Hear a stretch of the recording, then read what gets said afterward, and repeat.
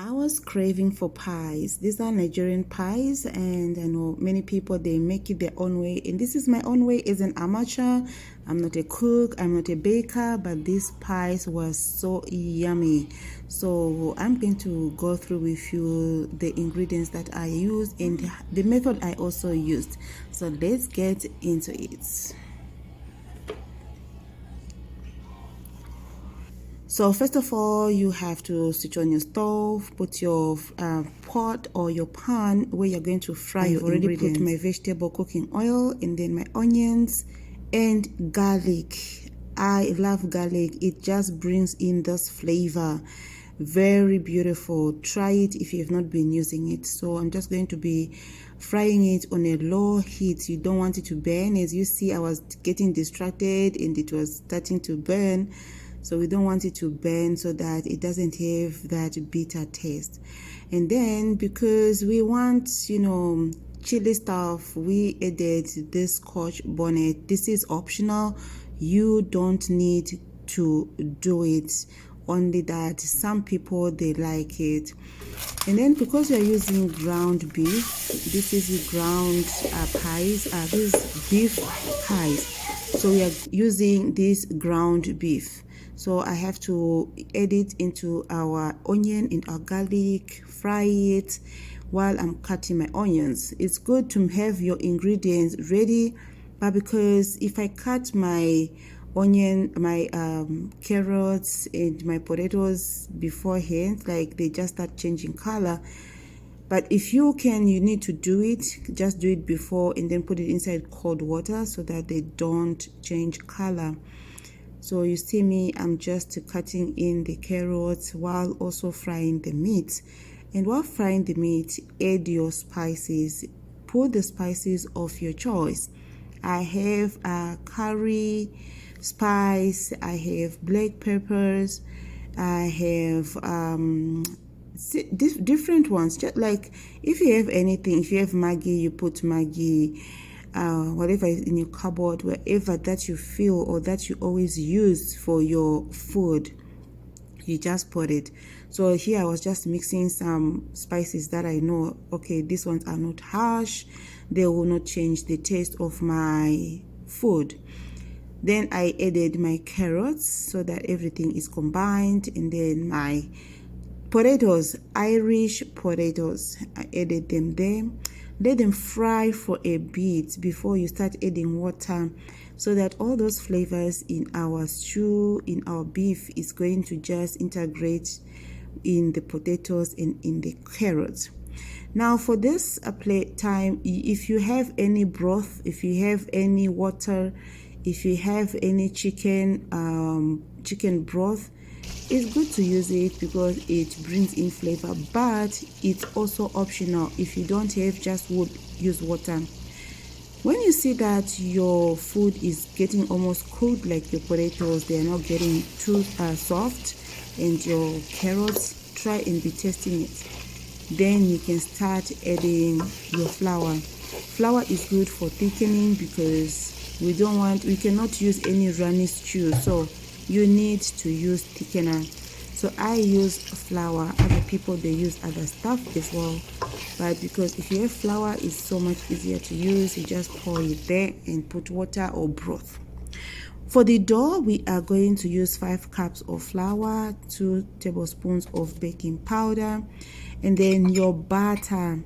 Your butter needs to be very cold. So if it is just in the fridge, put it inside the freezer so that it can be cold.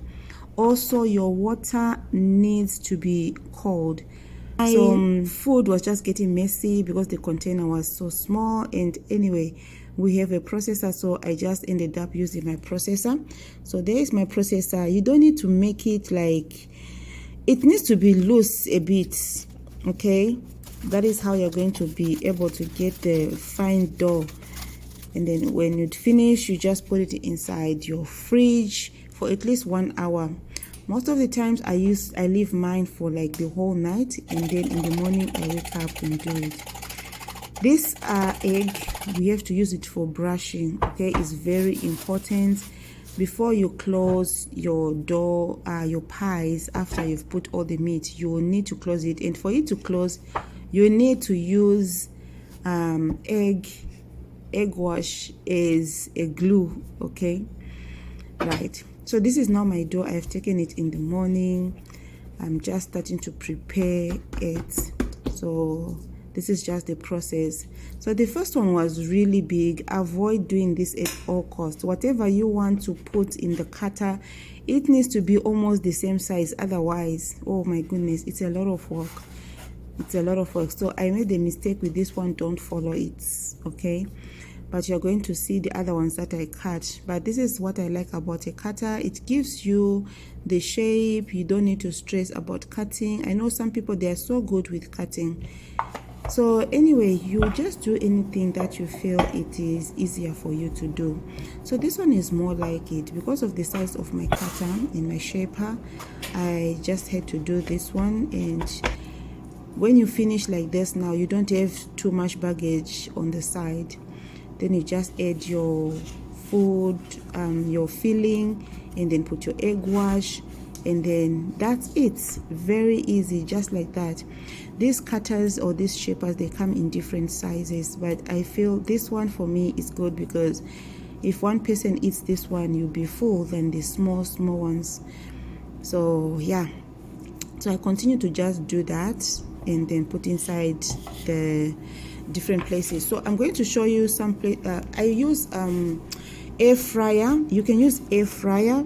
If you don't have air fryer, you can use some people, they fry it. Yes, you can actually fry your pies if you don't have an oven. So if you just have a stove in the cooking oil, in the cooking oil, you can also fry it.